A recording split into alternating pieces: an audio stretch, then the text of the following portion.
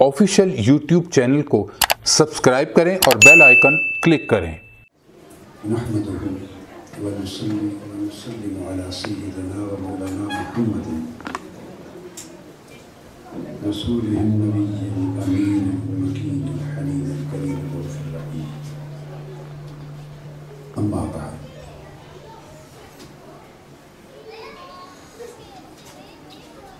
أعوذ بالله من الشيطان الرجيم بسم الله الرحمن الرحيم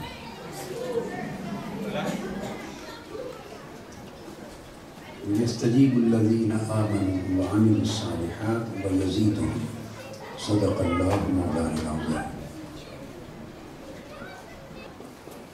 ہمارے ہاں نیکی کا، تقویٰ کا، پرہیزگاری کا تصور بڑا محدود ہو گیا ہے۔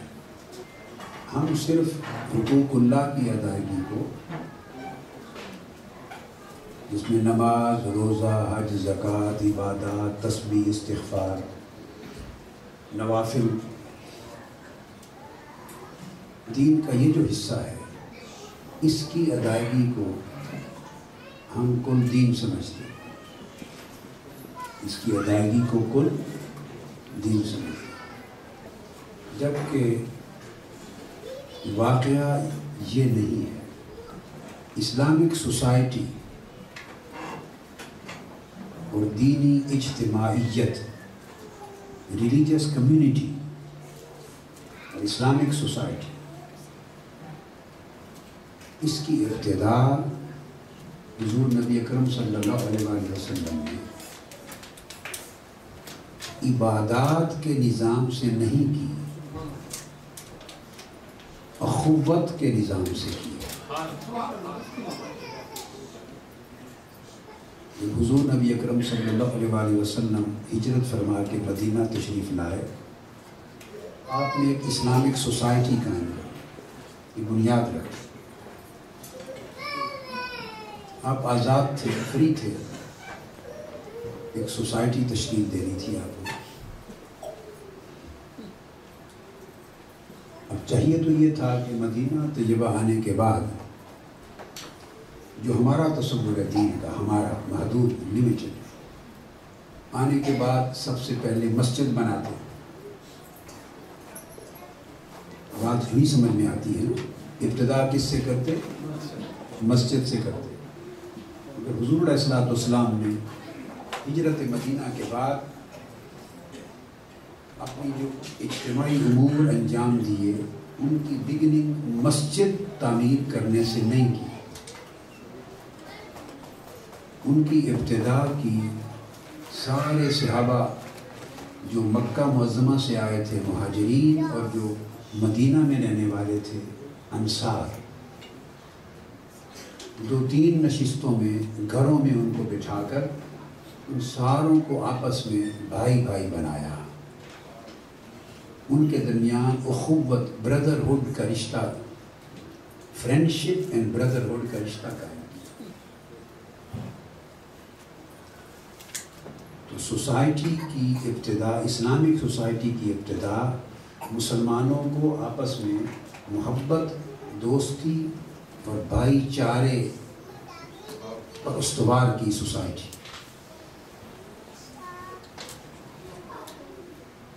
مسجد جیسا عمل بعد میں کیا،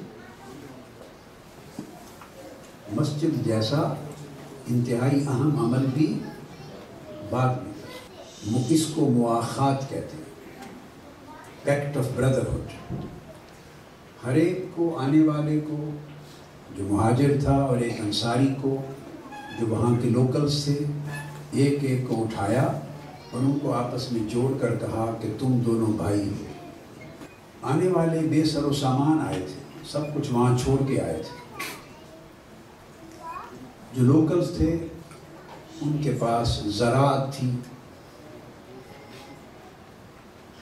وہ زراعت، ایگریکلچر کرتے تھے، اور کھیتی باڑی کے ساتھ مویشی وغیرہ بھی جانتے، پالتے تھے۔ مین کام ان کا ایگریکلچر کا تھا۔ جو مکہ معظمہ سے آنے والے لوگ تھے، مہاجرین، ان کا کمپیریٹیولی زیادہ سوجھ بوجھ ٹریڈ میں تھی، بزنس میں تھی، خرید و فروخت میں تھی۔ وہ بے سر و سامان تھے، ان کے پاس گھر بھی تھا، زمینیں بھی تھیں، روزگار بھی تھا۔ حضور علیہ الصلوۃ والسلام نے دینی زندگی کا، اجتماعی دینی زندگی، کولیکٹیو اسلامک لائف،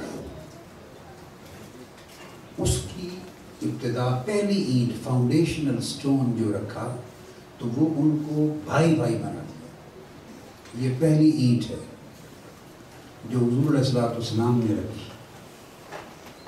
اس کے بعد پھر اگلا سٹیپ ہے، میں اس کو بیان نہیں کر رہا ہوں، وہ پھر ایک پولیٹیکل الائنس بنایا یہود کے ساتھ، اس کو میثاق مدینہ لکھا، ایک کانسٹیٹیوشن لکھا مدینہ کا۔ اس کی حکمت یہ تھی کہ یہ ایک حکمت تھی بہت بڑی، ڈپلومیٹک سٹیپ تھا، ایک بڑا پولیٹیکل وزڈم پر مبنی سٹیپ تھا کہ یہود کو، اور اب الائنس بنا کے الائز بن گئے، اور ان کے سارے جو الائیڈ ٹرائبز تھے، قبائل، ان کو بھی ملا لیا تاکہ انٹرنلی مخالفت نہ رہے، تو مسلمانوں کو اندرونی طور پر انٹرنلی کوئی مخالفت کا سامنا نہ کرنا پڑے، اور توانائیاں اور انرجی اس میں ضائع نہ ہو جائیں، اور ایک سوسائٹی ایک پولیٹیکلی آرگنائزڈ ہو جائے حضور علیہ السلام کی ہیڈشپ میں۔ یہ اگلا سٹیپ تھا۔ یہ سبجیکٹ ایک ڈیفرنٹ سبجیکٹ ہے، میں اس کو نہیں لے رہا، بتانا چاہتا ہوں کہ ترتیب کیا تھی آپ کے ایکٹس کی۔ اس کے بعد حضور علیہ الصلوۃ والسلام نے مسجد کی جگہ خریدی، جگہ خریدی، اور آقا علیہ السلام نے وہاں مسجد نبوی جو جس کو کہتے ہیں اس کی تعمیر فرمائی۔ یہ 6-8 ماہ کے بعد جا کے بنا، اور جب جگہ خریدی تو جس جگہ چاہتے تھے مسجد، وہ شہر کا سینٹر تھا، آپ کہنے ٹاؤن سینٹر تھا، اور وہ جگہ 2 یتیم بچوں کی تھی، آرفنز تھے، ان کے پیرنٹس فوت ہو گئے، وہ جگہ پسند آئی۔ صحابہ کرام نے ان بچوں کو بتایا، انہوں نے کہا ہم پیش کر دیتے ہیں ویسے تاکہ اس ہماری جگہ پر مسجد بنا لیں۔ آقا علیہ السلام نے ریفیوز کر دیا کہ یتیم بچے ہیں چھوٹی عمر کے، یہ اپنی پراپرٹی خود ڈسپوز آف نہیں کر سکتے، چھوٹی عمر کے بچے ہیں، جذبات میں آ کے مسجد کے لیے مجھے دے رہے ہیں، جب آخر بالغ ہوں گے آفٹر کپل آف ایئرز، پتہ نہیں ان کی سوچ کیا ہوگی۔ آقا علیہ السلام نے اس چھوٹے بچوں سے مسجد کے لیے زمین تحفۃً مفت میں لینا جائز نہ سمجھا، یتیم بچے، کہ ان کی حق تلفی نہ ہو جائے، ان کو مسجد کی مارکیٹ ویلیو کے حساب سے قیمت ادا کی۔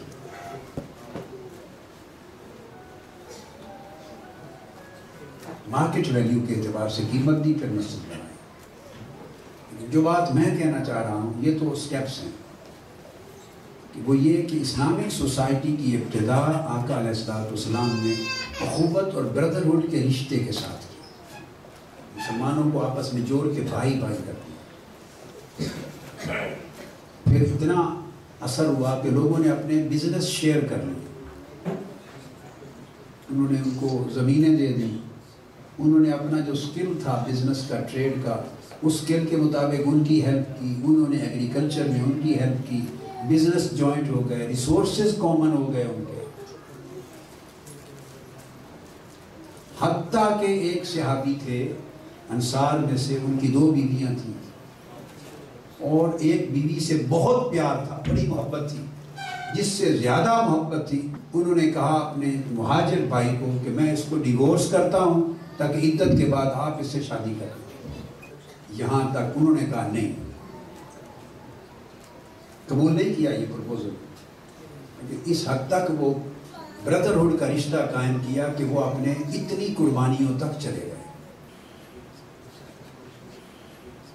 ہماری سوسائٹی میں آج یہ جو اخوت ہے، اور ایک دوسرے کے لیے ایثار اور اخوت، کیا ایثار اور اخوت، 2 ٹائٹل دیے گئے ہیں صحابہ کرام کو، تیسرا ٹائٹل نہیں ہے۔ جو مکہ سے آئے ان کو مہاجرین کہتے ہیں، جو مدینہ میں تھے ان کو انصار کہتے ہیں، یہ دونوں ٹائٹل قرآن کے ہیں۔ اگر آپ ان کی ڈیپتھ میں جائیں، غور کریں، تو دونوں ٹائٹلز میں جو بیسک اسپرٹ ہے وہ سیکریفائس ہے۔ کیا ہے؟ سیکریفائس۔ مہاجر کسے کہتے ہیں؟ جو اپنا گھر بار، اپنا وطن، اپنا کاروبار، اپنا روزگار، اپنا بزنس، مال و دولت، رشتہ دار، ریلیٹیو، سب کچھ سیکریفائس کر کے، قربان کر کے آ جائے اسلام کے۔ تو مہاجر ہجرت میں بھی قربانی ہے، وطن کی، کاروبار کی، گھر بار کی، رشتہ داروں کی، ہر شے کی قربانی کر کے۔ اور جو مدینہ کے رہنے والے تھے ان کو ٹائٹل ملا انصار۔ انصار کا معنی ہے مدد کرنے والا۔ وہ صحابہ جو آنے والوں کو سیٹل کرنے میں جنہوں نے ان کی مدد کی، تو اس میں بھی سیکریفائس ہے۔ اندازہ کریں کہ جو بنیادی چیز قابل توجہ ہے، خوبی کی بات وہ یہ کہ آدھے صحابہ جو مکہ معظمہ سے آئے ان کو ہجرت کا ٹائٹل ملا، مہاجرین کا کہ وہ وطن سیکریفائس کر کے آئے۔ جو یہاں کے مقیم تھے ان کو ٹائٹل ملا کہ آنے میں لوگوں کو سیٹل کرنے میں جنہوں نے قربانیاں دیں وہ انصار کہلائے۔ تو گویا تمام صحابہ کی بنیادی جو فضیلت ہے، ان کا جو بیسک ورچو ہے، ان کی پیکیولیرٹی ہے، ان کی جو گریٹنس ہے، وہ ساری گریٹنس دونوں کی، مہاجرین انصار دونوں کی سیکریفائس میں بیس کرتی ہے۔ اور اس سیکریفائس کی بنیاد پر رشتہ اخوت کا، بردرہڈ کا قائم ہوا۔ اس سے پتہ یہ چلتا ہے کہ کوئی بھی دینی کام ہو، خواہ کوئی ادارہ تعمیر ہو، مسجد تعمیر ہو، مشن ہو، تنظیم ہو، تحریک ہو، سوسائٹی ہو، کوئی تعلق جہاں بنے مسلمانوں کی، جہاں ایک میوچول انڈرسٹینڈنگ ڈیولپ ہو، کوئی ایک ریلیشن شپ میں منسلک ہو جائیں، کوئی کولیکٹیو کام کریں مل جل کے، پہلی شرط ان کی یہ ہے، پہلی شرط کہ وہ ایک دوسرے کے لیے سیکریفائس کریں اور ایک دوسرے کے ساتھ بردرہڈ کا، اخوت کا رشتہ قائم کریں۔ اخوت کا رشتہ ایک دوسرے کے ساتھ قائم کریں۔ ہمارے ہاں اس کا فقدان ہے۔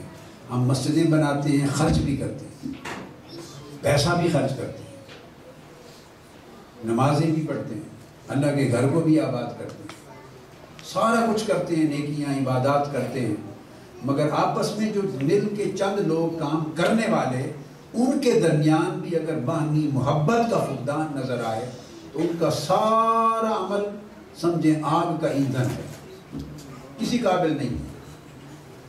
اگر وہ ایک دوسرے سے محبت نہیں کرتے اور ان کے دل ایک دوسرے کے لیے صاف نہیں ہے اور ایک دوسرے سے پیار نہیں کرتے اور ایک دوسرے کے دکھ سکھ میں شریک نہیں ہوتے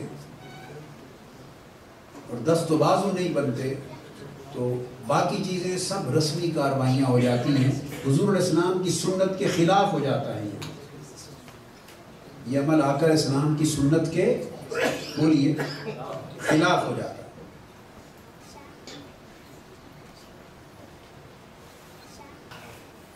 اس لیے کہ جب اہل ایمان آپس میں ملتے ہیں تو قرآن مجید نے کہا سورہ شورى میں کہ اللہ تعالیٰ ایمان والوں کی اور نیک عمل کرنے والوں کی دعا اور التجا سنتا ہے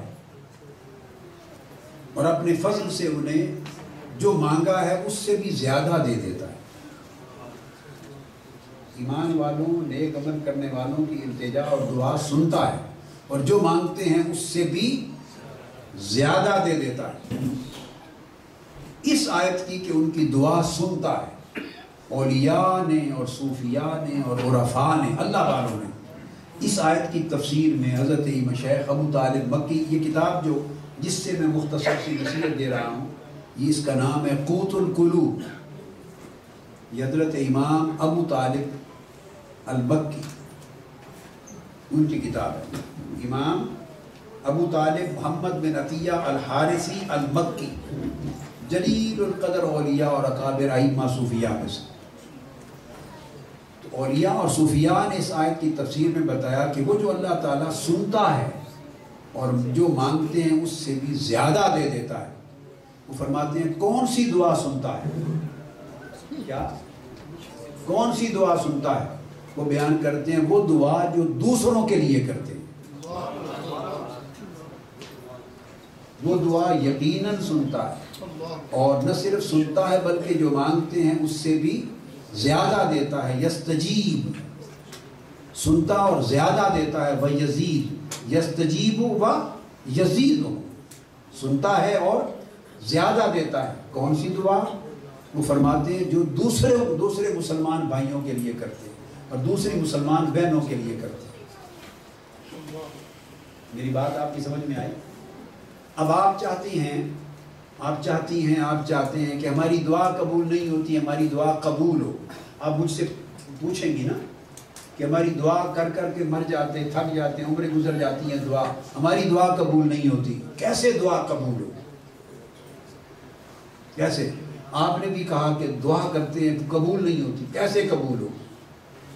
اس کا علاج قرآن مجید کی اس آیت سے اور اولیاء اور صوفیاء کے طریق سے بتاتا ہوں کیسے قبول ہو.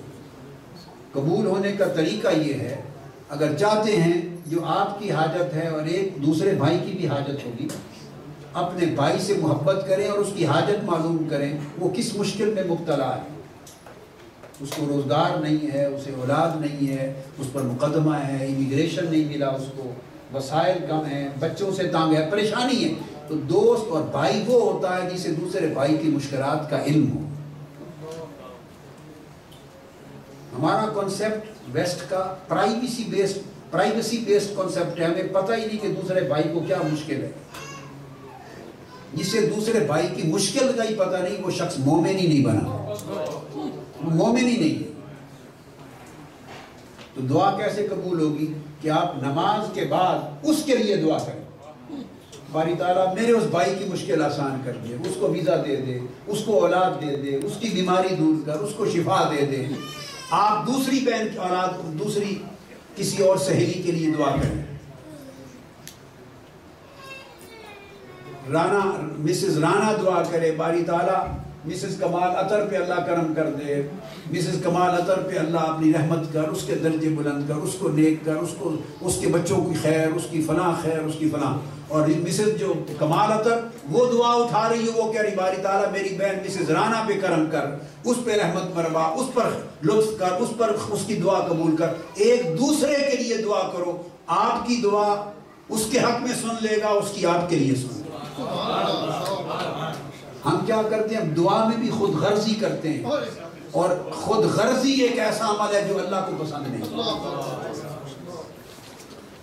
ہم خود غرضی کرتے ہیں، اپنے لیے مانگتے ہیں، ہم اپنے لیے مانگتے ہیں بس. پوری زندگی میں ہمارا مرکز محور اپنی ذات ہے، ہماری عزت رہے، دوسرے کی پرواہ نہیں. ہم سکھی ہو جائیں، دوسرے کی پرواہ نہیں. ہمارا رزق وسیع ہو جائے، دوسرے کی پرواہ نہیں. ہمارا گھر خیر ہو، دوسرے کی پرواہ. جب دوسرے کی پرواہ نہیں کرتے تو اللہ کہتا ہے میں تمہاری پرواہ نہیں کرتا. یستجیب و یزید، وہ سنتا ہے اس مومن کی بات بہت زیادہ، اور زیادہ جھولی میں ڈالتا ہے جو دوسرے بھائی کے لیے کرتا ہے. تو آپ اس کے لیے کریں گے، وہ آپ کے لیے کرے گا. دونوں کی سنی جائے گی، دونوں کا گھر پورا ہو جائے گا. آقا یہ طریقہ دیا، اور یہ طریقہ صوفیہ اور اولیاء نے آقا علیہ السلام کی ان عادات کو انہوں نے اپنا لیا. اس میں دنیاوی خیر بھی ہے، اخروی خیر بھی ہے. کیا؟ اب میں ایک آپ کو واقعہ سناتا ہوں. ایک حکایت ہے اکبر کے زمانے کی، یا جہانگیر یا اکبر جو بادشاہ تھا سلطنت مغلیہ کا، ہندوستان کا، اس کے زمانے کا ایک واقعہ ہے.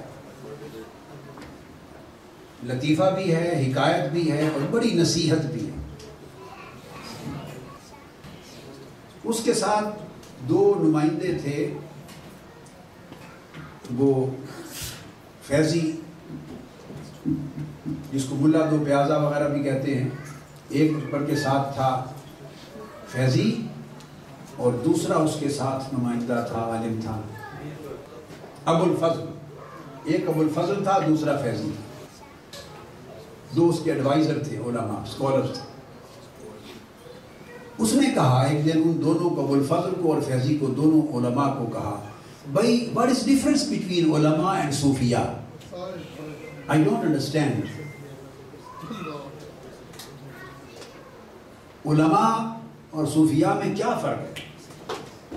اس نے کہا ایسا کریں، آپ دونوں کی الگ الگ دعوت کر لیں، ڈنر کریں دونوں کے لیے، ڈنر ارینج کریں، ہم کچھ کام آپ کو سکھائیں گے کیا کرنا ہے، آپ کو پتہ چل جائے گا کہ کیا فرق ہے دونوں میں۔ علماء کو بلا لیا اس نے، پہلے آمنے سامنے دسترخوان پہ بٹھا دیا، ادھر اور ادھر۔ ہر عالم ہندوستان کا جب انٹر ہوتا، یہ درباری عالم تھے جو عام طور پہ ہوتے ہیں، جب انٹر ہوتا تو بڑے بڑے لمبے سپون، چمچے بڑے لمبے بنوائے اسپیشل آرڈر پر، پورے بازو کی شکل یعنی لمبائی کے، ہاتھ سے لے کر یہاں اس کا تھا وہ کیا کہتے ہیں گولائی والا حصہ، جی ڈوئی کہتے ہیں، ڈوئی اردو کا لفظ تو نہیں ہے، اچھا کفگیر ہوتا ہے نا جو کف، وہ کف والا حصہ یہاں تھا اور باقی پورا بازو تک کندھے تک اس کا پورا دستہ تھا۔ اتنے اسپیشل آرڈر پہ سپون بنائے، اور وہ جب ہر عالم داخل ہوا تو اس کو ہاتھ کے اوپر رکھ کر تاکہ کھا سکیں، اور بازو کے ساتھ اس کو رسیوں کے ساتھ باندھ دیا، ہر ایک جو گزرتا اس کو باندھ دیتا۔ اب وہ ہاتھ موڑ نہیں سکتا، مضبوطی سے باندھ دیا نا رسیوں سے۔ سارے جو مولوی صاحبان آئے، جتنے مولوی، ان کو باندھ دیا، ایک دوسرے کے سامنے بٹھا دیا، سالن، حلوے، کھیر، مٹھائیاں، کھانا پکا کے رکھ دیا آمنے سامنے، اور ان دونوں کو آمنے سامنے بٹھا کے تو بادشاہ کر اس کی کرسی لگا دی کہ دیکھیں، زبانی کچھ نہیں کہا، انٹرویو نہیں کیا، وہ چاہتا تھا فرق پتہ چلے بھئی یہ جو مولوی ہیں علماء اور صوفی کیا فرق ہوتا ہے۔ تو مولوی بیٹھ گئے، اس کے بعد آرڈر دے دیا اب کھانا کھائیں۔ اب وہ ہر مولوی بیچارے کا ہاتھ تو موڑ ہی نہیں سکتا، وہ پورا چمچ لمبا کر کے دیگ میں ڈالے ایسے کر کے، اور دیگ میں ڈال کے بھر کے تو وہ پھر اس کو آہستہ آہستہ آہستہ نشانہ بنا کے اوپر لے جائے، کیونکہ بازو تو موڑ نہیں سکتا، وہ بالکل منہ کے اوپر لے جائے، اور یہاں سے وہ انگلیوں کو موڑ کے کوشش کرے کہ سیدھا 90 ڈگری پر منہ کھولے، وہ گرے، کچھ آنکھوں پر آئے، کچھ منہ میں جائے، کوئی ناک پر، کپڑوں پر۔ اس طرح وہ ساری دیگیں ختم کر کے ستیہ ناس ہو گیا، ستیہ ناس ہو گیا۔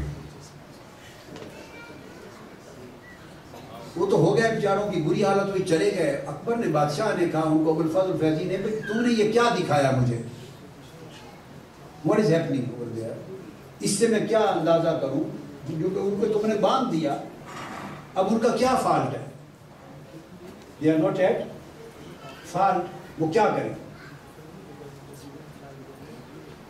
جیسے ان کو دعوت دی ہمارے ادارے والوں نے، ہمارے کیا نام تھے آپ کا؟ آپ کا نام؟ ہاں، رحمت خان، اور ان کو آپ کا نام؟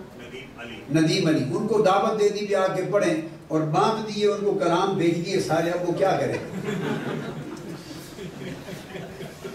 جو کلام کو پڑھ سکتے ہیں وہ ان کو دیے نہیں کہے، جو وہ لائے ہیں وہ ہم سن نہیں سکتے، تو وہ اس طرح کر کے آ گئے، تو سال کے منہ پہ پڑ گیا سارا، سالن بھی اللہ خراب ہو گیا۔ اکبر بادشاہ نے پوچھا بھئی یہ تم نے کیا کیا ان کے ساتھ؟ اس نے کہا نہیں آپ چپ رہیں۔ اگلے دن صوفیاء کی دعوت تھی، فقراء صوفیاء اللہ والوں کی، وہ آ گئے۔ اس نے کہا ان سے بھی وہی کرو گے؟ اس نے کہا ان سے بھی وہی کریں گے۔ ہر صوفی جب داخل ہوا اس نے بھی اسی طرح وہی سیم بازو پر باندھ دیا، پورے سیم عمل کیا، آمنے سامنے بٹھا دیا، دیگے کھانا لا کے رکھ دیا، بادشاہ بھی بیٹھ گیا، کہا کہ کھائیں۔ اب صوفیاء نے کیا کیا؟ ایک لمحہ نہیں سوچا، وہ کھانے والے نہیں ہوتے صوفیاء، کھلانے والے ہوتے۔ اللہ والے لوگ کھانے والے نہیں، کھلانے والے ہوتے۔ ہر ایک نے دیگ میں چمچ ڈالا، اور جو سامنے بیٹھا تھا اس کو آگے بڑھ کے کہا آپ نوش فرمائیں، اس کے منہ میں ڈال دیا۔ ادھر والے نے ڈالا، اس نے کہا آپ نوش فرمائیں۔ کسی کے کپڑوں اور منہ پر ایک قطرہ نہیں لگا، اور سارے عزت کے ساتھ کھانا کھا کے وہ ان کو کھلاتے رہے، تو دوسروں کو کھلانے والا عزت کے ساتھ دنیا سے رخصت ہوتا ہے، اور خود کھانے والا بیچارہ خراب ہوتا ہے، اس میں سیکریفائس ہے۔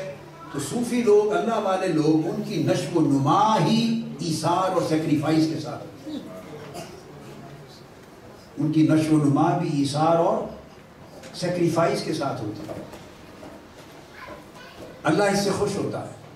اور جو آدمی صرف اپنا سوچتا ہے تو وہ نہ دنیا میں خیر پاتا ہے نہ آخرت میں خیر پاتا ہے.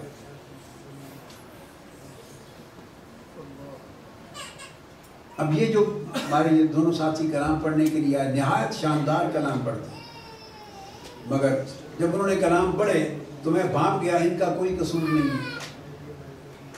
ان کو دعوت دی گئی مگر جو کلام ان کو بھیجے گئے وہ کلام وہ پڑھ نہیں سکتے. ان کا قصور نہیں. اور بہت آپ نے محسوس کیا کتنا شاندار پڑھا جی. جو کئی قوال آتے ہیں وہ 10-50 قوالوں سے بہتر. بہت خوبصورت پڑھا، بہت خوبصورت پڑھا. افسوس ان کو کلام نہیں دیا گیا صحیح کہ وہ پڑھیں. اب اس سچویشن میں جب کلام پڑھنے کا نہیں ہے تو میرے لیے دو راستے تھے. میں آپ کو بیٹے یہ نصیحت کر رہا ہوں، آپ سب سبق دے رہا ہوں. میرے لیے دو راستے تھے. ایک یہ بھی راستہ تھا کہ چونکہ کلام تیار نہیں ہے ان کے پاس اور ہمارے مطلب کا سننے کا نہیں تو میں کہتا کہ سوری چلو آپ بند کر دیں، ختم کر دیں، فنش کر دیں. This was one option. وہ آرام سے ختم کرتے، وہ چلے جاتے. اگر کوئی عالم ہوتا تو شاید وہ اس آپشن کو اڈاپٹ کرتا کہ یہ ہم نہیں سننا، یہ کلام نہیں سنا، آپ چلے جائیں. میں تو چونکہ نہ عالم ہوں نہ صوفی ہوں، میں تو کچھ بھی نہیں ہوں، اللہ کا شکر ہے کچھ بھی نہیں ہوں. سو مجھے یہ آپشن اچھی نہیں لگی. جس طریق سے میری تربیت اور پرورش ہوئی ہے یہ آپشن میرے اس طریق میں فٹ نہیں بیٹھتی. میں نے کہا کہ ٹھیک ہے کلام نہیں ہے، کتاب منگوائیں، جو کچھ ہے خوبصورت پڑھنے والے ہیں ان کی میں ہیلپ کروں، جو کچھ مل سکتا ہے تیاری کریں، پڑھیں اور جی بھر کے پڑھیں. آئیں تو شکستہ دل نہ جائیں. پہلی بار میری مجلس میں آئے ہیں، کلام بند کر دیں چلے جائیں گے، وہ منہ کہنے بوجھل دل کے لے کے جائیں. تو ایک ساتھی پڑھنے والے یہ دو آدمیوں کا بوجھل دل کے ساتھ واپس جانا مجھے گوارا نہیں. بوجھل دل کے ساتھ چلے جائیں اور معلوم نہیں وہ کیا سوچ کے جائیں، زندگی بھر پلٹ کے پھر مجھے ملنے کی خواہش بھی نہ کریں کہ وہ تو انہیں بند کرا دیا تھا کبھی چلے جاؤ. یہ سوچتا اس کو خود غرضی کہتے ہیں. میں اپنی پسند کو سوچتا ان کا دل توڑ دیتا، یہ خود غرضی ہوتی. بیٹے یہ ایک باریک باتیں ہیں، یہ دین کی روح ہے، یہ ختم ہو گئی ہے آج کے زمانے میں. وہ بوجھل دل سے چلے جاتے، دوبارہ کبھی مجھے ملتے ہی نہ. میں نے کہا کوئی بات نہیں، میری پسند ناپسند کیا ہے، میں اپنی پسند ناپسند کو 100 بار چکنا چور کرتا رہتا ہوں، کر دیتا ہوں. میری کیا ہے، میرا جی چاہا کہ وہ جی بھر کے پڑھیں. آئے ہیں دعوت دینے پر آئے ہیں، خود تو نہیں آئے نا. جی بھر کے پڑھیں، شوق سے پڑھیں، میں بھی شوق سے سنوں، آپ بھی شوق سے سنیں، تاکہ جب وہ جائیں تو اس محبت سے جائیں کہ بعد میں ان کو ملنے کا بھی جی کرے. انہوں نے کہا تھا کہ 30 سال سے میری خواہش تھی کہ آپ کے سامنے پڑھوں. تو کتنی عجیب بات ہوتی کہ جس کی 30 سال سے بقول اس کے خواہش ہے کہ کبھی زندگی میں میرے سامنے پڑھے تو میں اس کا برتانی چکنا چور کر کے واپس لے آؤں. اس کا ذات محبت بھی دیکھیں اور میری محبت یہ ہوتی. میں نے چاہا نہیں اس کی یہ محبت پہلے سے بڑے کم نہ. یہ ایک اپروچ ہوتی ہے، یہ ایک اپروچ ہے. آدمی چاہے یہ اپنا لے چاہے یہ اپنا لے. اور یہ اسی وقت اپروچ اس وقت تک نہیں آ سکتی جب تک سوچ میں آپ کے ذہن میں ایثار، اپنی خواہش کو، اپنی ترجیح کو، اپنی بات کو، اپنی حیثیت کو سیکریفائز کرنا، دوسرے کا دل رکھنا، اس کے لیے بھلا سوچنا. جب تک یہ چیز آپ کے اندر نہیں آئے گی اس وقت تک سمجھے دین ہی نہیں آیا. حضور علیہ السلام گزرے، ایک شخص مصلی پر دعا کر رہا تھا بیٹھا. آقا علیہ السلام نے سنا وہ دعا کر رہا تھا، اللہم ارحمنی وارحم محمدن. اے اللہ مجھ پہ رحم کر اور محمد صلی اللہ علیہ وسلم پہ رحم کر. اور اب دو کے سوا کسی پر نہیں. آپ نے دو نام لے رہا. آقا علیہ السلام گزرے، آپ نے اس کو ایسے تھپڑی ماری، ایسے تھپکی ماری اور اس کو کہا کہ وسیع رحمت والے رب کی رحمت کو تنگ کیوں کرتے ہو؟ مجھ پہ رحمت کر. وہ وسیع رحمت والا ہے، اس کو تنگ کرتے ہو. حضور صلی اللہ علیہ وسلم فرمایا جب دعا کرو مت کہو اللہم ارحمنی، منع کر دیا، کہا کرو اللہم ارحمنا، اے اللہ ہم سب پہ رحمت کر، اوروں کو بھی شریک کر۔ تو جتنوں کو زیادہ شریک کرو گے، معلوم ہے پھر اللہ کیا سوچتا ہے، وہ سجدہ دیکھا یہ بندہ ہے، بندہ ہو کر اس کا ظرف اتنا وسیع ہے کہ بہت سو کو شریک کر کے سب کے لیے مانگ رہا ہے، تو میں رب ہو کر جو رازق ہے ساری کائنات کا، میں اس کو اتنا زیادہ کیوں نہ دوں۔ اس لیے اللہ نے جو ادب سکھایا ہے، ادب نماز میں کیا، اب سورہ فاتحہ پڑھیں، الحمدللہ رب العالمین میں کوئی دعا نہیں ہے، الرحمن الرحیم دعا نہیں ہے، اللہ کی صفت ہے، اللہ کی حمد ہے، مالک یوم الدین میں دعا نہیں، اللہ کی حمد ہے۔ دعا آتی ہے چوتھی آیت میں، کیا، چوتھی آیت میں۔ اب نماز آپ پڑھ رہی ہیں اکیلی، نماز پڑھ رہی ہیں اکیلی، خواہ مسز راضی ہو یا مسز بصیر ہو، مسز ملک ہو یا رابعہ ملک ہو، کوئی ہو، دعا اکیلی پڑھ رہی ہیں، اور اکیلی پڑھ کے آپ کہہ کیا رہی ہیں، ایاک نعبد و ایاک نستعین، اے اللہ ہم تیری ہی عبادت کرتے ہیں اور ہم تجھی سے مانگتے ہیں۔ تو ہم کہاں سے آ گیا؟ Where this hum has come from? You are praying on your own, just a single person. آپ کو کہنا چاہیے تھا ایاک اعبد و ایاک استعین، میں تیری عبادت کرتا ہوں یا کرتی ہوں اور میں تجھی سے مانگتا ہوں یا مانگتی ہوں۔ اللہ پاک نے اس کو قرآن میں شامل ہی نہیں کیا۔ اکیلا پڑھو تب بھی کہو ہم تیری عبادت کرتے ہیں، ہم تجھ سے مانگتے ہیں۔ اس کے بعد 5ویں آیت ہے اہدنا الصراط المستقیم، اے اللہ کیا مانا ہے، ہمیں سیدھی راہ دکھا۔ اب آپ تو اکیلی کھڑی ہیں، مسز ہاشم تو اکیلی کھڑی ہے، پڑھ رہی ہے نماز، مسز کامران بھی اکیلی پڑھ رہی ہے، تمام لوگ آپ جتنے رفقا جتنے بیٹھے ہیں، آپ کانپور ہو یا صوفی عبدالستار امرتسری، اکیلے پڑھ رہے ہیں، زاہد سراج ہوں یا ملک احمد نواز، فہیم بخاری ہوں یا کمال اطہر، اکیلا ہر شخص اکیلا نماز پڑھ رہا ہے اور کہہ رہا ہے باری تعالیٰ ہمیں سیدھی راہ دکھا۔ تو میں، اللہ نے میں کی اجازت ہی نہیں دی کہ کہو، میں کو مٹا دیا ہم سے، ہمیں سیدھی راہ دکھا۔ اللہ نے ادب سکھایا ہے، بگننگ سے ادب سکھایا ہے، تاکہ بندے میں خود غرضی ہے، ہم میں نفع بخشی ہے، سبحان اللہ، میں خود غرضی ہے، ہم میں نفع بخشی ہے، فیضان ہے، ایثار ہے، دوسروں کے لیے درد مندی ہے۔ میں بندہ اپنا سوچتا ہے، ہم میں دوسروں کا سوچتا ہے۔ تو اللہ نے ادب ہی بندے کو سکھایا ہے کہ ہم کہو، اوروں کو شامل کرو۔ اس کی وجہ کیا ہے؟ اگر آپ کہہ دیں گے کہ مجھے سیدھی راہ دکھا، تو کیا خبر یہ کہنے والا خود اس قابل ہے بھی یا نہیں کہ اللہ اس پہ کرم کرے، ممکن ہے رد کر دی جائے۔ میں تیری عبادت کرتا ہوں یا کرتی ہوں، ممکن ہے میں اکیلے اس بندے کی عبادت ریجیکٹ کر دی جائے، وہ اس قابل نہیں ہے۔ اب اللہ پاک نے ایک طریقہ سکھایا عبادت کو قبول کرنے کا، ایکسیپٹ کرنے کا۔ ایک آپ کو شاندار ایک ٹول دیا to ensure that your worship and your prayer are accepted. شورٹی دی، کیسے؟ مت کہو کہ I pray and I worship you. Don't say this. When you say we worship and you include everybody with you, اگر آپ entitled نہیں ہے so that your prayers are going to be accepted, maybe the other person is entitled to that.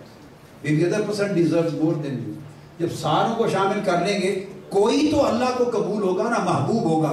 جب ساروں کو شامل کر کے دعا جائے گی، اب آپ کی دعا سنگل آؤٹ ہو کے نہیں جا رہی، all of us we are doing، سب کی اکٹھی جا رہی ہے، چونکہ جمع کا صیغہ استعمال کیا۔ تو وہاں اگر ایک شخص کی عبادت قبول ہونے کے لائق نہیں تھی تو ساتھ والے کی تھی، اس کے اگلے کی تھی، تو اللہ پاک پک اینڈ چوز نہیں کرے گا کہ اس کی ایک دو کی اچھوں کی نکال لے اور بروں کی عبادت کو ریجیکٹ کر دے، ایسا نہیں کرے گا۔ وہ حیا کر کے کہ دیکھو بندے نے سب کو ملا کے عبادت کی، تو میں سب کو ملا کے کیوں نہ قبول کروں، رب ہوں وہ ساروں کی قبول کر لے گا، کسی بھی کی بھی ریجیکٹ نہیں ہوگی۔ تو گناہگاروں پر بھی پردہ رہ جاتا ہے، ہم کہنے میں گناہگاروں پر بھی بولیے پردہ، ہم کسی کا پردہ رہنے دیتے ہیں؟ ہم اس وقت تک خوش نہیں ہوتے جب تک دوسرے کا پردہ چاک نہ کریں۔ ایک دوسرے کے خلاف غیبت ہم کرتے ہیں، چغلی ہم کرتے ہیں، ساز باز ہم کرتے ہیں، ایک دوسرے کے خلاف جھگڑے ہم کرتے ہیں، دلوں میں کدورتیں ہم رکھتے ہیں، اور پھر یہ سارا کچھ کر کے جب ہم کہہ رہے ہوتے ہیں اس وقت آپ دیکھیں فرشتے بھی ہنستے ہوں گے کہ یہ ہم والے لوگ ہیں صحیح۔ ہم کہنے سے پہلے ہم ہو بھی جائیے، ہم میں ضم ہو جائیے، اجتماعیت میں ضم ہو جائیے۔ ہم، یہ بہت بڑا ظرف ہے، بڑی تعلیم ہے، بہت بڑی تعلیم ہے۔ ایک طائفہ تھی، طائفہ، یہ جو بدکار عورتیں بعض علاقوں میں جن کے بزنس ہوتا تھا برائی کا، بدکاری کے اڈے ہوتے تھے، وہ آئی، اس نے آ کے بستام حضرت سلطان العارفین بایزید بستامی رضی اللہ تعالیٰ عنہ کے شہر میں اڈا بدکاری کا کھول دیا، بدکاری کا اڈا کھول دیا۔ آپ کے مریدوں نے اسے کہا کہ اس عورت نے اچھے بڑے شہر میں بدکاری کا گناہ کا اڈا کھول دیا، لوگ اب گناہ بدکاری کے لیے جا رہے ہیں، تباہی ہو رہی ہے اخلاق کی، آپ تشریف لے جائیں اور آپ جا کے بند کروائیں، آپ جا کر بند کروائیں۔ طریقہ بتا رہا ہوں کہ اللہ والوں کا طریقہ کیا ہوتا ہے۔ آپ نے مصلی اٹھایا تو اس کا جو اڈا تھا اس کا دروازہ بند تھا، تو دروازے کے سامنے بچھا کے تو نفل پڑھنے لگے۔ جو شخص جو گاہک برائی کے لیے آتا، وہ جب دیکھتا کہ حضرت بایزید بستامی رضی اللہ تعالیٰ عنہ سامنے کھڑے، وہ وہیں سے بھاگتا۔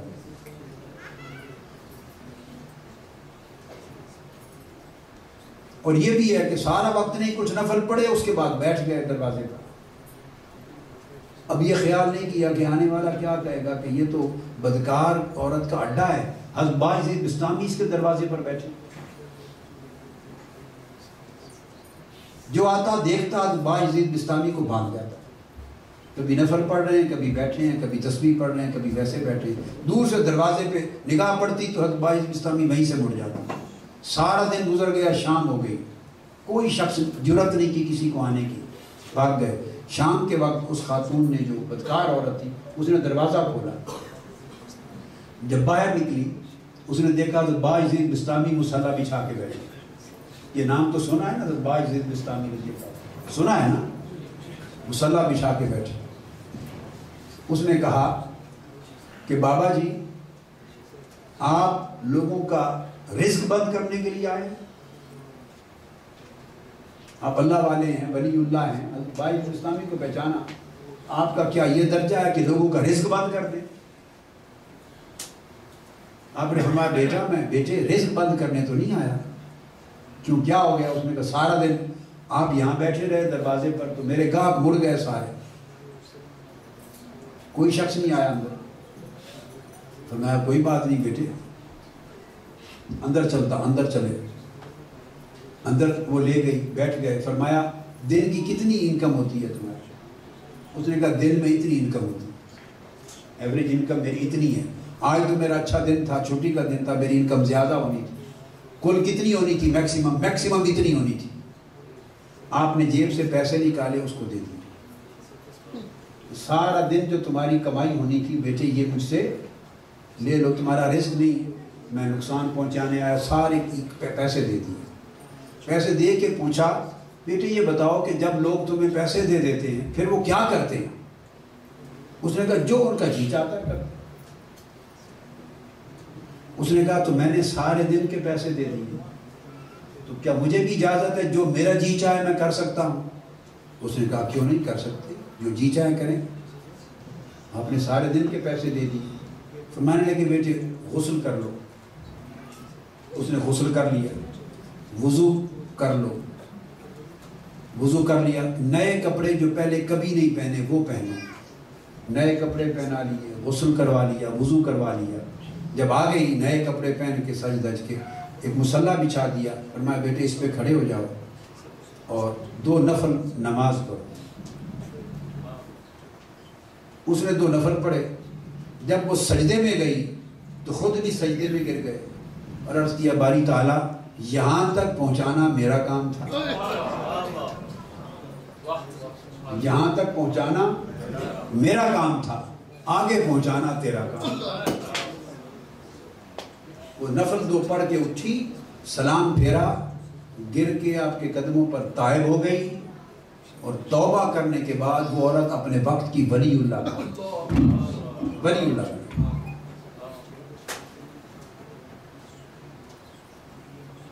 یہ سب کس طرح آتا ہے؟ جب آپ دوسروں کے لیے اپنے آپ کو نظر انداز کر کے دوسروں کی بھلائی سوچتے ہیں. اپنے آپ کو نظر انداز کر کے دوسروں کی بھلائی سوچتے ہیں. اور اپنے آپ کو نظر انداز کر کے دوسرے کی بھلائی سوچنا اس وقت تک پاسبل نہیں جب تک نفس کو ذبح نہ کیا جائے. جب آپ اللہ کے بندوں سے نیک ہوں, گناہگار ہوں, اچھے ہوں, برے, آپ تو 2 رشتہ دار آپس میں ایک دوسرے سے محبت نہیں کر سکتے. مل کے تنظیم میں کام کرنے والے ایک دوسرے سے محبت نہیں کر سکتے. ایک نسبت, ایک تعلق رکھنے والے ایک دوسرے سے محبت نہیں کر سکتے. اگر آپ کو تھوڑا سا کوئی تار چھیڑ دے تو آپ کے پاس بڑے اسباب ہوتے ہیں بیان کرنے کے. وہ جی محبت تو میں تو بہت کرتی ہوں اور میں بہت کرتا ہوں, دوسرے کا قصور ہے. بس یہی تو ساری خرابی ہے. یہی سوال اس سے کر لے, وہ کہے گا دوسرے کا قصور ہے.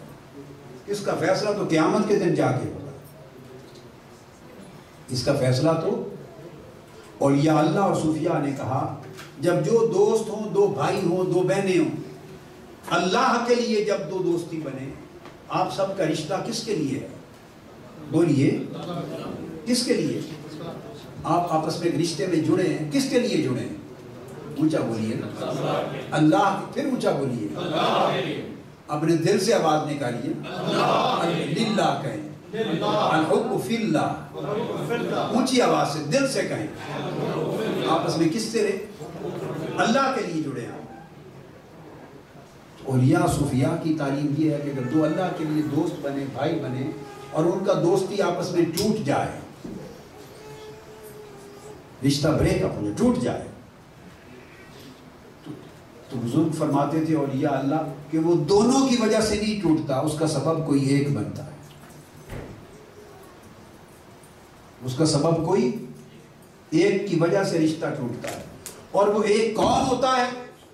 وہ ایک جب دونوں سے پوچھتے کہ کس سے ٹوٹتا ہے تو ایک کہتا کہ میری غلطی سے ٹوٹا, جب اس سے جا کے پوچھتے وہ کہتا میری غلطی سے. اللہ تعالیٰ دونوں کو بخش دے.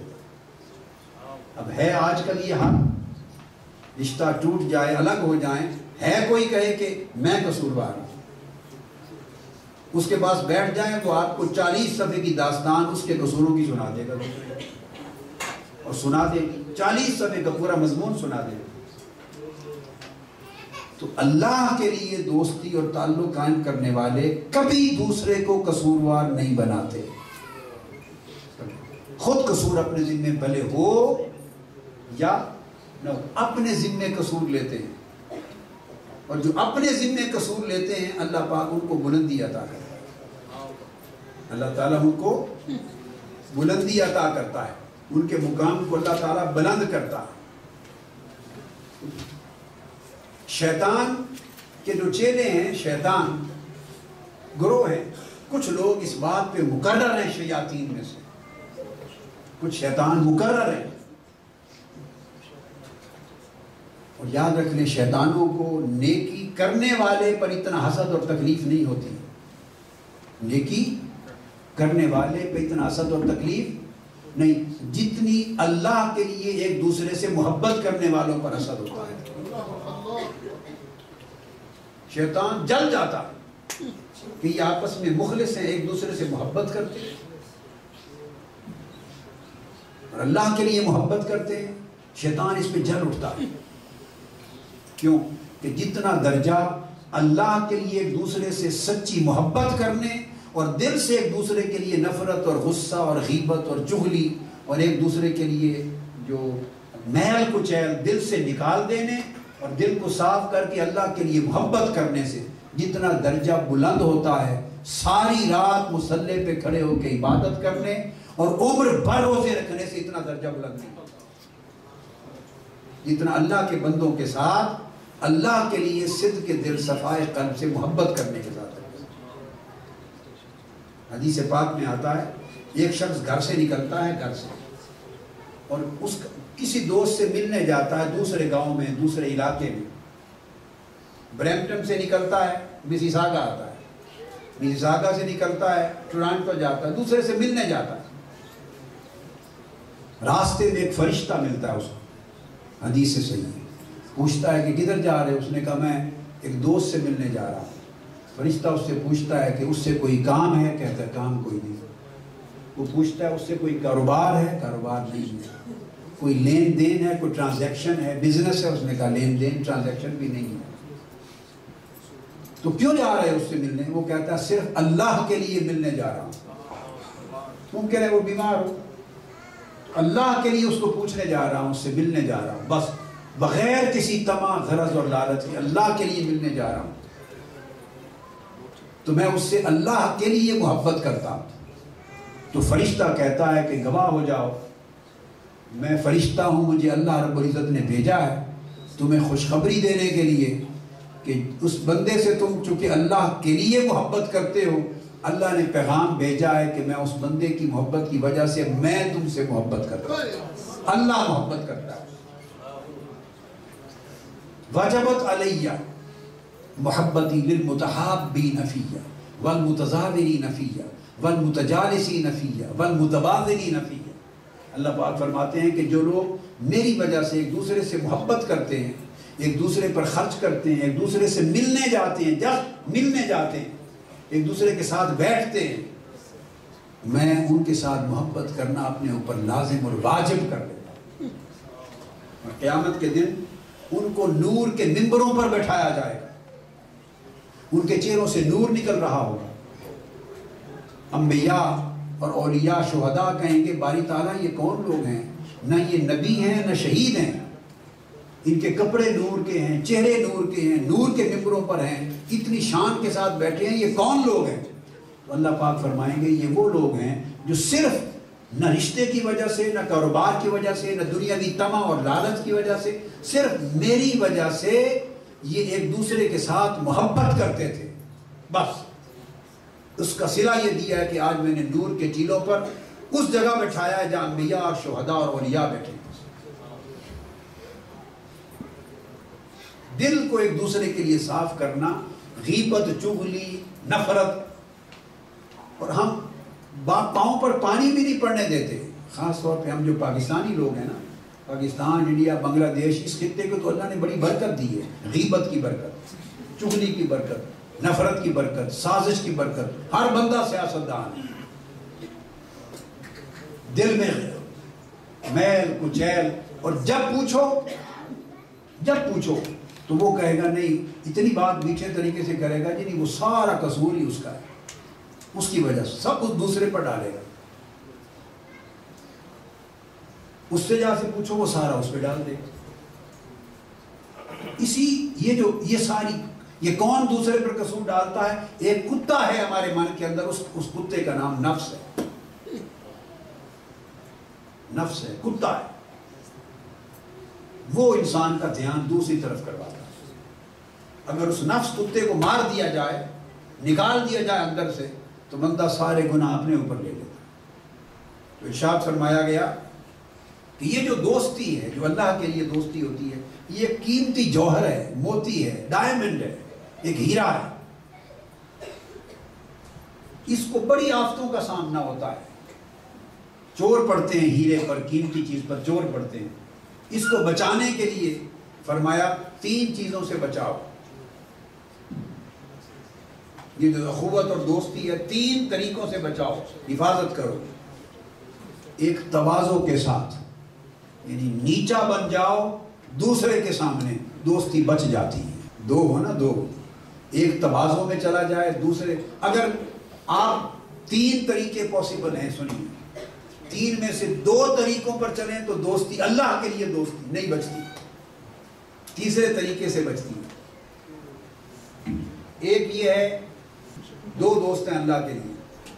ایک طریقہ یہ ہے کہ آپ سپیریئر بنیں، اس کو انفیریئر سمجھیں، سپیریئر بنیں. اگر دوسرے کو قصوروار بنایا تو گویا آپ نے اسے کیا بنایا؟ بولیے، انفیریئر بنایا. آپ سپیریئر بنیں. اگر آپ سپیریئر بنیں، وہ اس کو انفیریئر کریں، دوستی نہیں بچتی، دوستی نہیں بچتی. دوسرے کا بھی رویہ یہ ہوگا. دوسری آپشن ہے کہ برابر بنیں.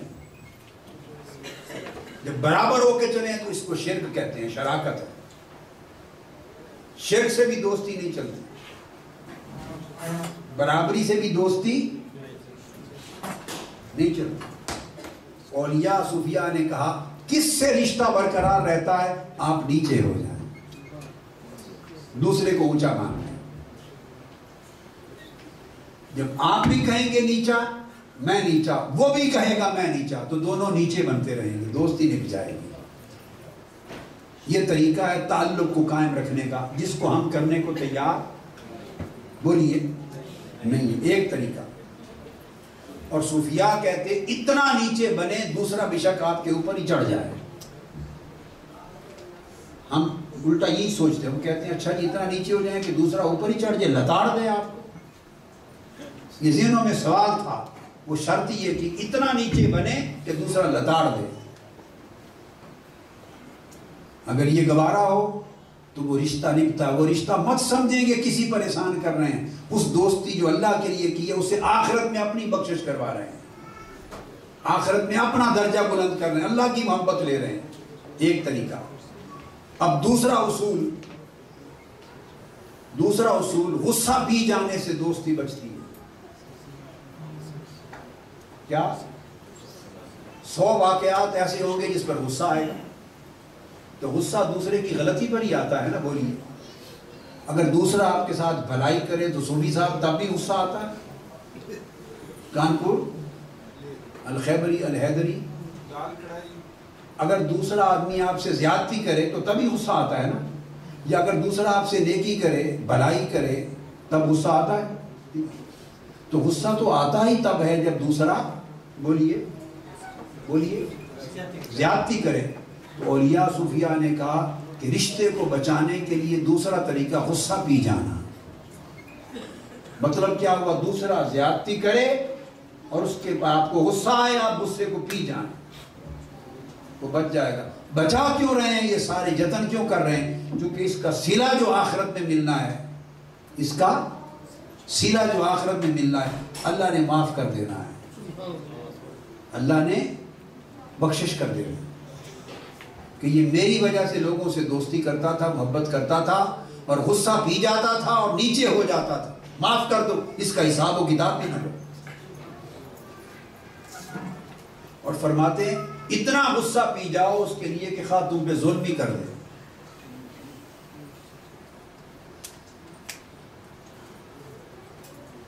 اور تیسری چیز، اس کو راضی کرو. یہ حقوق ہیں دوستی کے، اس کو راضی کرو. اور راضی کس طرح کرنا؟ جو چیز اس کو بری لگے وہ اس کو نہ کہو، نہ اس کے سامنے کہو نہ اس کے پیچھے کہو. اور طریقہ یہ ہے کہ اس کے پیچھے وہ بات کہو، اگر وہ سامنے بیٹھا ہوتا تو جس بات سے خوش ہوتا، یا سامنے بیٹھی ہوتی تو جس بات سے وہ آپ کی فرینڈ آپ کی خوش ہوتی، وہی بات اس کی پشت پیچھے کرو. اس رشتے کو اولیاء اور صوفیاء، اگر کسی کا دوست اور بہن اللہ کے لیے فوت ہو جاتی یا فوت ہو جاتا تو ان کے بچوں کے 40 سال کی عمر تک بھی وہ رشتے نبھاتے تھے. اولیاء اور صوفیاء اتنا تعلق اور حیا کرتے. تو فرمایا جو شخص دوسرے کی خاطر اپنی ترجیح پر، نفس پر ظلم کرتا ہے، اللہ رب العزت اس کو بے بہا رحمت کے خزانے سے نواز دیتا ہے جس کا تصور ہی نہیں ہے کہ وہ قیامت کے دن اس کو کیا ملنے والا ہے۔ اللہ تعالیٰ اس کو عرش پر بٹھائے گا ایسے لوگوں کو۔ کہاں؟ عرش پر بٹھائے گا۔ کون؟ صرف یہ وہ لوگ ہیں جو اللہ کے لیے ایک دوسرے سے محبت کرتے اور محبت اور دوستی کو نبھاتے تھے۔ آپ آپس میں ایک تنظیم بنتی ہے تو 3 مہینے نہیں چلتی، آپ کی 3 مہینے دوستی نہیں چلتی، ہر شخص دوسرا برا ہو جاتا ہے۔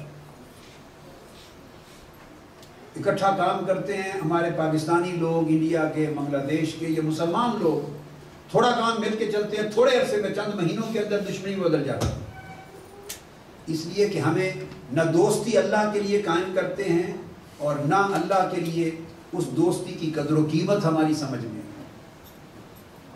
ایک خطیر حصہ بہت بڑا شیطان کے چیلوں کا اس بات پہ متعین ہے، وہ اور کوئی کام نہیں کرتے، جہاں نظر آتا ہے کہ یہ اللہ کی محبت میں اکٹھے ہوئے ہیں، یہ تنظیم ہے، یہ منہاج القرآن ہے، یہ مرکز ہے، یہ MMC کے ہیں، یہ ویمن لیگ ہے، یہ ادارے والے ہیں، یہ مجلس میں اکٹھے بیٹھے ہیں اور کسی نسبت سے آپس میں پیار کرتے ہیں، ملتے ہیں آپس میں، کسی نسبت کے ساتھ تعلق ہے ان کا، اور اس تعلق کی بنیاد اللہ کی محبت اور اللہ کے لیے، اللہ کے دین کے لیے، حضور علیہ السلام کے لیے۔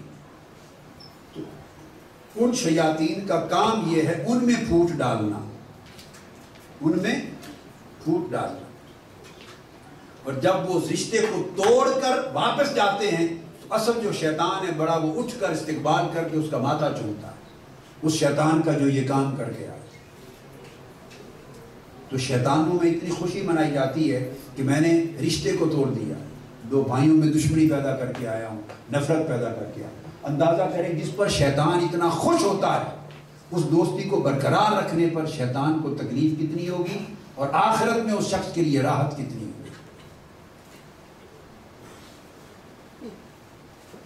یہ جو دوستوں کے ساتھ دوستی رکھنا اللہ کے لیے، اس پر حضرت موسیٰ علیہ السلام کو وحی آئی، تاکید آئی، حضرت داؤد علیہ السلام کو وحی آئی اور تاکید آئی۔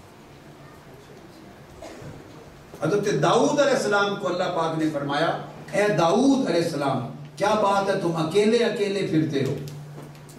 داؤد علیہ السلام سے کہا، آپ نے فرمایا باری تعالیٰ میں نے تیری خاطر دنیا سے، لوگوں سے علیحدگی رکھی، تیری خاطر علیحدہ ہو گیا ہوں، تیری خاطر۔ اللہ پاک نے فرمایا داؤد نہیں، میری خاطر الگ نہ ہو، میری خاطر دوست تلاش کر،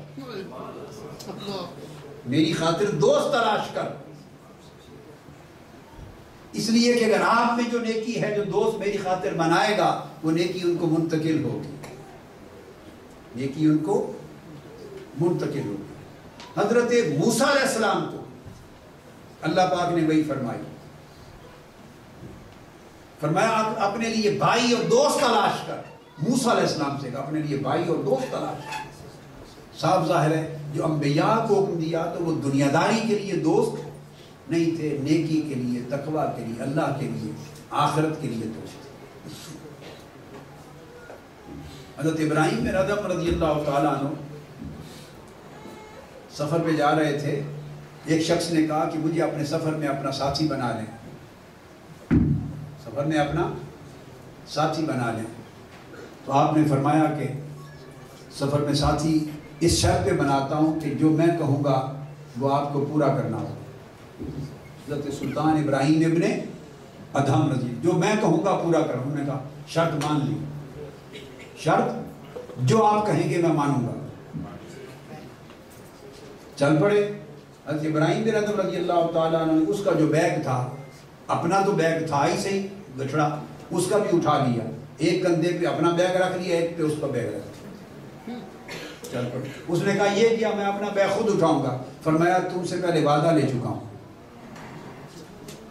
سفر پہ چلنا ہے تو میری بات ماننا، تم نے وعدہ کر لیا، اب تم چونکہ میرے دوست بنے ہو، دوستی کا پہلا حق یہ ہے کہ وہ دوسروں کا بوجھ اٹھایا جائے۔ دوستی کا پہلا حق یہ ہے کہ دوستوں کا بوجھ اٹھایا جائے۔ جو دوست کا بوجھ نہیں اٹھاتا وہ دوست کیا ہے، وہ کیا دوست ہے؟ اٹھا کے چل آگے گئے، راستے میں سواری بھی تھی آپ کے پاس، اس پہ اور چیزیں رکھی ہوئی تھی. آگے چل کے وہ بیمار ہو گیا ایک مقام پر، بہت بیمار ہو گئے. آپ کے پاس جو پیسے تھے سارا کچھ. اب میں آخری بات کر رہا ہوں، نصیحت کہ کس طرح تعلق نبھاتے ہیں. آپ ایک مشن میں منسلک ہیں، ایک تعلق میں منسلک ہیں. آپ یقین جانیے اگر یہ حقوق آپ کے اندر پیدا نہیں ہوئے اور یہ آداب پیدا نہیں ہوئے اور یہ رشتے آپس میں پیدا نہیں ہوئے تو سمجھیں آپ کسی تعلق میں منسلک نہیں ہوئے. کچھ نہیں کمایا آپ، کچھ نہیں کمایا. ریوائز کریں، اپنے آپ کو دیکھیں، اپنے دلوں کا جائزہ لیں، اپنے تعلقات کا جائزہ لیں، بیہیویئرز کا جائزہ لیں. حضور السلام نے فرمایا مومن وہ ہے، مومن کی تعریف کی، جو دوسروں سے محبت کرتا ہے اور دوسرے اس سے محبت کرتے ہیں، وہ مومن. سوچیں اگر دوسرے اس سے بھاگ جاتے ہیں تو اس کو بیٹھ کے سوچنا چاہیے کہ واقعہ اسلام کی تعریف کے مطابق مومن نہیں کیوں بھاگ گئے. اور اگر وہ یہ دیکھتا رہے گا کہ اس جانے والے کا قصور تھا، اس کا قصور تھا، تو ساری زندگی اس کا تو مسئلہ حل ہی نہیں ہوگا. آقا علیہ السلام نے فرمایا مومن کی شرطیں یہ ہیں کہ دوسروں سے محبت کرے اور وہ محبت کیا جائے. یہ مومن کی تعریف. تو آگے چلے، وہ بیمار ہو گیا، آپ کے پاس جو پیسہ تھا اس کی بیماری پہ لگا دیا، سارا صحت یاب ہو گیا، شفا یابی ہو گئی، مگر کمزوری بہت رہ گئی. ابھی تک وہ اٹھ کے سفر پہ چلنے کے قابل نہیں تھا. حج پہ جا رہے تھے، حج کا سفر. آپ نے خاموشی سے جو سواری تھی، اس زمانے گدھا اور خچر گدھے کی سواری ہوتی تھی، وہ سواری بازار میں جا کے بیچ دی.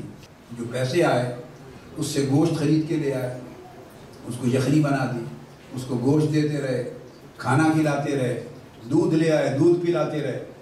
خوب اس کو 2-3 دن کھلایا پلایا، وہ توانا ہو گیا تو اس کو چلنے کے قابل ہو گیا. ایسا نہیں کیا جیسے ایک ساتھی ہیں، انہوں نے دعوت کی، 3-4 ساتھیوں کو بلا لیا کہ آج میرے پاس آئیں اور مرغ کڑھائی ہے یا کیا گوشت کڑھائی کھلاؤں گا.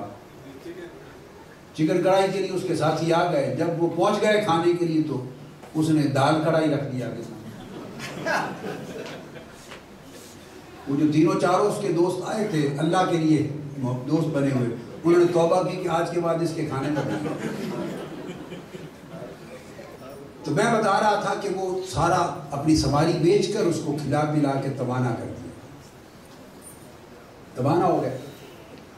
اٹھ کے چلنے لگے، اب تو سواری تو نہیں تھی. اس نے کہا سامان اٹھا لیا آپ نے، رسی دے کے سامان کو کمر سے باندھ لیا. حضرت سلطان ابراہیم بن ادہم رضی اللہ تعالیٰ سامان کمر سے باندھ لیا اور اس کو چونکہ ابھی کمزور تھا اس کو اٹھایا اور اپنے کندھوں پر بٹھا دیا. یہ ہے دوستی اللہ کے لیے جس سے بنائیں یوں نبھائیں. اللہ کے لیے جس سے دوستی بنائیں یوں نبھائیں. کیا کہیے نا، دوستی بنائیں یوں نبھائیں. نہیں نبھا سکتے تو نہ بنائیں، اپنے بزنس کریں.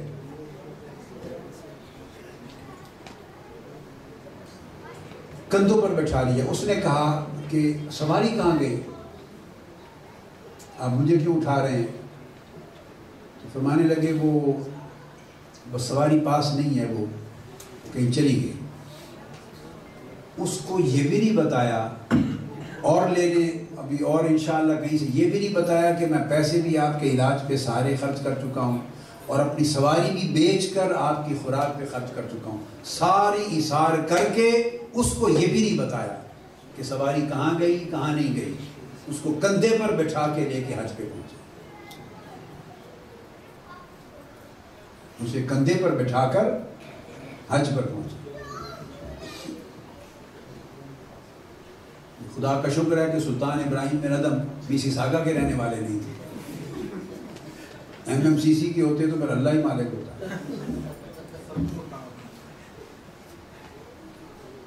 مقصد بات کا یہ ہے، اس چیز کو یہ نصیحت تھی آج کے لیے کہ اپنی طبیعتوں میں بڑی بنیادی تبدیلی انقلاب پیدا کریں. اگر یہ پیدا نہیں ہوا تو آپ نے سمجھیں آپ نے خیر میں سے حصہ ہی نہیں پایا.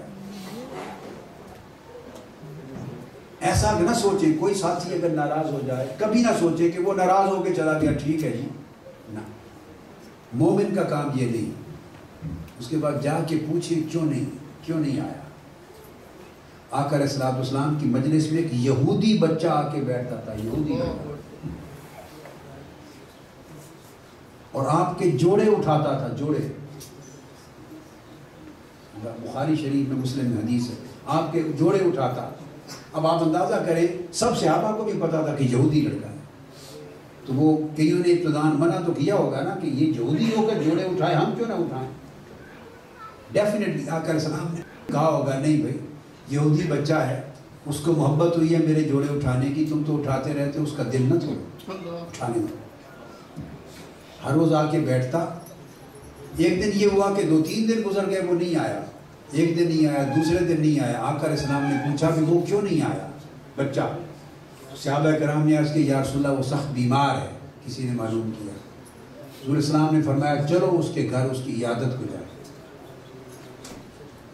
بچہ تو خیر بچہ تھا، تو یہودی تو آپ کو پتا اس وقت دشمن مخالف ہو گئے ہوئے، ان کے گھر آقا علیہ السلام صحابہ کرام کو لے کے طبیعت مزاج پوچھنے گئے۔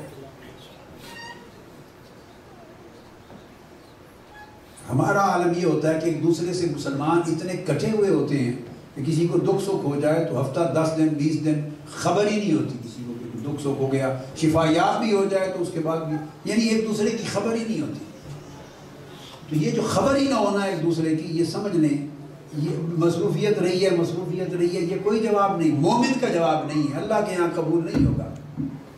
جب اس طرح مصروفیتیں لے کے جائیں گے تو اللہ پاک آپ کی طرف سے منہ پھیر لے گا، فرمائے گا جاؤ تم اگر مسلمان بھائی کی خبر لینے سے مصروف تھے نہیں لے سکے تو میں بھی آج مصروف ہوں، جاؤ۔ ان کو کہیں گے لے جاؤ، پکڑ کے دھکے دے کے پھینک دو اس کو آگ میں۔ یہ سب اپنی آخرت کے لیے ہے۔ اس کے گھر تشریف لے گئے اور اس کے کنارے بیٹھ گئے اس کی چارپائی پہ، اور وہاں اس کو فرمایا بچے کو کہ میرا کلمہ پڑھ لے، مسلمان ہو جائے۔ جب مجلس میں آتا تھا کبھی نہیں فرمایا تھا، مجلس میں دعوت نہیں دی تھی۔ اب یہ بھی اخلاق کریمانہ دیکھیں، اخلاق کی عظمت ہے۔ آپ کی مجلس میں آتا ہے، جوڑے اٹھاتا ہے، وہاں آئے ہوئے کو نہیں کہا کہ کلمہ پڑھو مسلمان ہو جاؤ، نہیں، وہ خود چل کے آتا ہے خدمت کے لیے۔ اب چل کے اس کے گھر گئے پوچھنے تو وہاں جا کے فرمایا کلمہ پڑھ لو میرا مسلمان۔ اس بچے نے اپنے باپ کو دیکھا، ایک بار دیکھا، 2 بار دیکھا، تو یہودی باپ سر پہ کھڑا تھا، اس نے کہا مجھے کیا دیکھتے ہو؟ جو ابو القاسم فرما رہے ہیں ہر کسی کے گھر جا کر تھوڑا کہتے رہتے ہیں، تمہارا نصیب ہے آج تمہارے گھر آ کر فرما رہے ہیں، فوری کلمہ پڑھو، جو فرماتے عمل کرو۔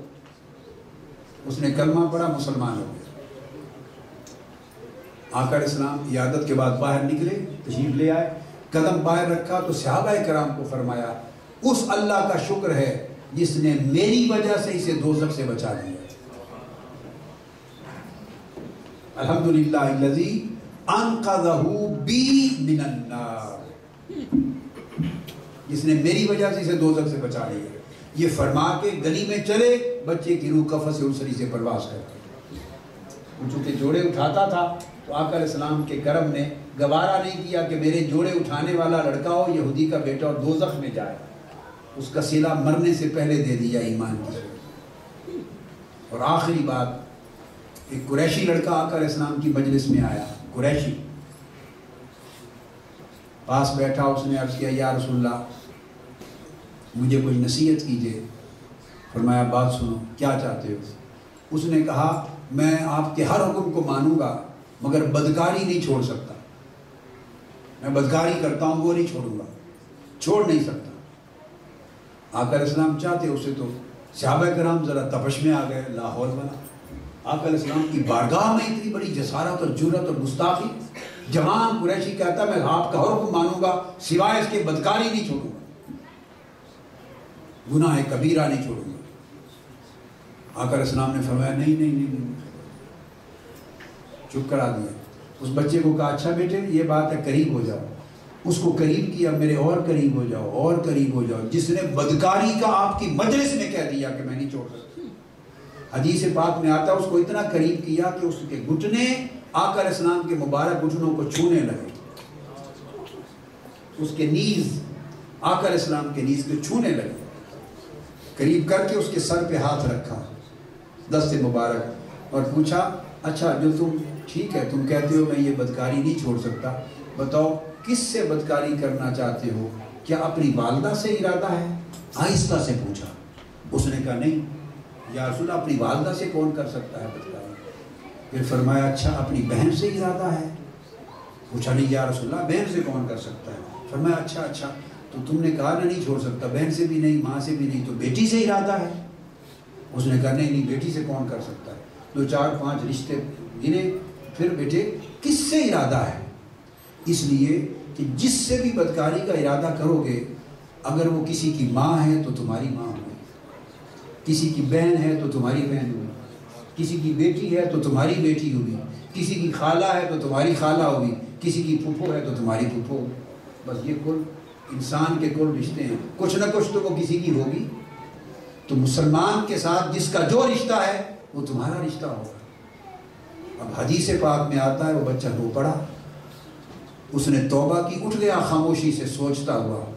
صحابہ کرام کہتے ہیں کہ اس اللہ کی عزت کی قسم، آقا علیہ السلام نے ڈانٹا نہیں ہے اسے، اللہ کی عزت کی قسم ہم اس کے جوان ہونے مرتے دم تک اس کی پوری زندگی کو نوٹ کرتے رہے، مرتے دم تک اس نے اس مجلس سے نکلنے کے بعد کسی کی طرف آنکھ اٹھا کے نہیں دیکھا، اتنا پاک ہو گیا۔ کیا اس کو دھتکارا نہیں، اپنے گھٹنوں کے قریب کر کے سر پہ ہاتھ رکھا، پیار کیا۔ آقا علیہ السلام کی سنت تو یہ ہے، گنہگار ہو، دوست ہو، دشمن ہو۔ مکہ سے ایک شخص آ گیا، دشمن جنہوں نے نکالا تھا وطن سے، اس کو مدینہ طیبہ میں رہنے کی جگہ نہیں تھی، سارا دن کاروبار کیا، ہوٹل تو نہیں تھے اس زمانے میں، نہ موٹلز تھے نہ ہوٹلز تھے، ٹھہرنے کی کوئی جگہ نہیں تھی۔ آقا علیہ السلام کے گھر آ گیا، حضور علیہ السلام کے گھر سو گیا، بھوکا تھا، دن بھر کھانا بھی نہیں کھایا۔ تو آقا علیہ السلام اس کے پاس آئے تو پوچھا کھانا ہے؟ جی کھانا ہے۔ آپ کے گھر اس رات 7 بکریاں تھیں آپ کے پاس کل، اندر تشریف لے گئے، کافر ہے، کافر دشمن، اپنے ہاتھ سے دودھ دھوا اور اس کو اپنے ہاتھ سے پیالے میں ڈال کے پلا دیا، اس نے پی لیا۔ تو آقا علیہ السلام نے پوچھا اور بھی پینا ہے؟ کہا جی اور بھی پینا ہے۔ اس نے کہا یس۔ آ کر دوسری بکری کا دودھ دھوا، بھر کے پیالہ وہ پلا دیا، اپنے ہاتھ سے لائے اور ختم کر کے پوچھا اور چاہیے؟ اس نے کہا جی اور بھی چاہیے، بھوکا تھا۔ اس نے تیسری بکری کا بھی پلا دیا، پھر پوچھا، اس نے کہا جی اور بھی چاہیے، چوتھی بکری کا بھی پی گیا، پھر پوچھا 5ویں بکری کا بھی پی گیا، 6 بکریوں کا پی گیا، 7ویں بکری کا بھی پی گیا، 7 بکریوں کا دودھ پی گیا۔ کافر تھا نا، کافر کا پیٹ بھرتا نہیں ہے، کافر کا پیٹ بھرتا نہیں ہے، اور مومن کا پیٹ کبھی نہ پیٹ نہ آنکھ بھوکی نہیں ہوتی، مومن کا پیٹ بھوکا نہیں ہوتا۔ 7 بکریوں کا دودھ پی گیا۔ آقا علیہ السلام گھر گئے، حضور علیہ السلام خود اور پوری اہل بیت ساری ازواج مطہرات اس رات بھوکا سو گئے، کھائے بغیر فاقہ سے سو گئے۔ صبح اٹھے، تشریف لائے تو پھر پوچھنے کے لیے، تو فرمایا کچھ دعا آپ کو لے آؤں؟ وہ آقا علیہ السلام کے چہرہ انور کی طرف دیکھتا تھا، ساری رات سوچتا رہا۔ آقا علیہ السلام اور اہل بیت اطہار سو گئے بھوک کے ساتھ، اور اس نے 7 بکریوں کا دودھ پیا تھا، وہ شب بھر سو نہیں سکا، سوچتا رہا کہ ہمارا عمل کیا تھا ان کے ساتھ، ان کا عمل کیا ہے۔ آقا علیہ السلام صبح تشریف لائے، چہرہ انور جب سامنے آیا، اس نے کہا اشہد ان لا الہ الا اللہ اشہد ان محمد رسول اللہ، کلمہ پڑھ کے مسلمان ہو گیا۔ فرمایا لا دوں؟ جی حضور لا دیں، صبح کے لیے ناشتہ۔ تو پھر بکری کا دودھ لے آئے، پیالہ دیا، فرمایا اور؟ عرض کیا نہیں یا رسول اللہ سیراب ہو گیا۔ جب مومن ہو گیا تو ایک بکری کے دودھ سے بھی سیراب ہو گیا، تو مومن ہو جائے تو دال کڑھائی سے بھی خوش ہو جاتی ہے۔ تو ایک بکری کے دودھ سے سیراب۔ ایک اور کافر آیا ہے مکہ سے، دشمن، نکالنے والا، سارا دن مدینہ طیبہ میں گھوما، کام کیا، رات کو پھر کافر بھی آتے، اخلاق یہ پیدا کریں کہ دشمن کو بھی آپ کے ہاں ٹھکانہ ملے۔ کہیں آپ کے سوا کہیں اور اس کو سکون نہ ملے، دشمن کو بھی آپ کے دامن میں سکون ملے۔ آقا علیہ السلام کے گھر سو گیا، اس کو پرابلم تھا پیٹ کا، اس کو ڈائریا تھا، ڈائریا۔ تو آقا علیہ السلام نے بستر بچھا دیا، تشریف لے گئے اندر، کھلایا پلایا، سو گئے، اندر گئے تو اس نے ڈائریا تھا تو اس نے غلطی کر دی پوری چادر، آقا علیہ السلام کا بستر خراب کر دیا۔ جب صبح اٹھا تو آقا علیہ السلام کے اندر تشریف لانے سے پہلے ڈر کے مارے بھاگ گیا۔ اس نے سمجھا کہ کہیں میں بڑی سخت غلطی کر بیٹھا ہوں، بستر گندا کر کے بھاگ گیا۔ غلطی سے تلوار بھول گیا وہیں اپنی۔ آگے گیا تو اس کو خیال آیا کہ میں تو تلوار بھول گیا ہوں۔ واپس مڑ کے آیا تلوار لینے، مڑ کے آیا تو اس نے منظر دیکھا کہ سیدنا ابو بکر صدیق رضی اللہ تعالیٰ عنہ برتن لوٹا لے کر پانی گرا رہے ہیں، اور آقا علیہ السلام اس کافر کا گندا کیا ہوا بستر اپنے دست مبارک سے دھو رہے ہیں۔ سیدنا ابو بکر صدیق نے عرض کیا رسول اللہ میں دھوتا ہوں، فرمایا نہیں، یہ آدمی میرا مہمان تھا، میرا مہمان تھا، میں دھوؤں گا۔ یہ ہے دین، یہ کریکٹر، یہ موریلٹی، یہ اسپیریچویلٹی، یہ ہیومینٹی۔ جب دیکھا کہ آقا علیہ السلام بستر دھو رہے ہیں اپنے دست مبارک سے، وہ تلوار تو بھول گیا، اور جب قریب آیا تو آقا علیہ السلام نے فرمایا بھائی یہ تلوار بھول گئے ہو، تلوار اٹھا کے دے دی، ساتھ کہا اگر تمہیں تکلیف تھی تو بتاتے میں رات تمہارا علاج کرواتا۔ وہ کلمہ پڑھ کے مسلمان۔ سو آج کی رات کی یہ نصیحت ہے، بنیادی ایک ہی نقطہ رہا جس کی میں نے بہت ساری آپ کو مثالیں بھی دی۔ اس کو اگر ذہن نشین کر کے اپنی زندگی کو تبدیل کریں اور اس کے مطابق بدلیں، اور پیمانہ یہ بنائیں کہ کوئی آپ سے روٹھے نہیں، اور کوئی روٹھ جائے تو وہ قصوروار نہیں سمجھے میں قصوروار۔ دو باتیں، کوئی نہ روٹھے اور کوئی روٹھے تو قصور اس کا نہیں، قصور بولیے آپ کا ہے۔ اس بندہ خود سوچے آپ کا قصور، میرا قصور ہے۔ اگر ہر بندہ اپنے آپ کو قصوروار سمجھنے لگ جائے، یقین جانی یہ سب قصور ختم ہو جائے۔ ہر بندہ خود کو قصوروار سمجھنے لگ جائے تو قصور اور زیادتیاں ختم ہو جائیں، اور یہ کوئی نہ سمجھے کہ یہ کسی ایک کے لیے کہا، نہیں ساروں کے لیے برابر تلقین۔ یہ خرابیاں سب میں ہوتی ہیں، کمزوریاں سب میں ہوتی ہیں، لہذا اور پھر کوئی شخص یوں نہ سوچے، کوئی شخص یوں نہ سوچے کہ میں دوسرے سے اچھا ہوں۔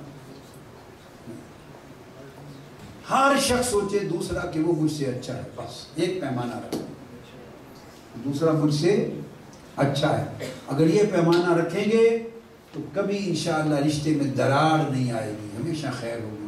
اللہ اور اللہ کے رسول کی رضا اور برکت نصیب ہو۔